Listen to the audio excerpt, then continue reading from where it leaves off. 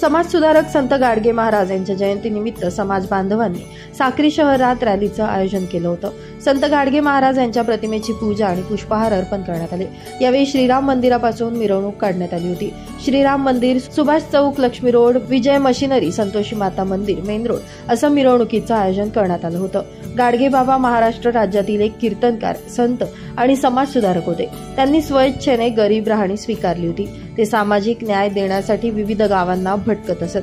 गाडगे महाराजांची सामाजिक न्याय, सुधारणा आणि स्वच्छता या विषयात जास्त रुची होती। 20व्या शतकातील समाजसुधारक आंदोलनामध्ये ज्या महापुरुषांचा सहभाग आहे त्यापैकी एक महत्त्वाचं नाव गाडगे बाबा यांचं आहे। यावेळी संत गाडगे महाराज यांच्या प्रतिमेचं पूजन अनेक मान्यवरांनी आणि समाज बांधवांनी केलं। यावेळी सामाजिक कार्यकर्ते, राजकीय मान्यवर आणि समाज बांधव मोठ्या संख्येने उपस्थित होते।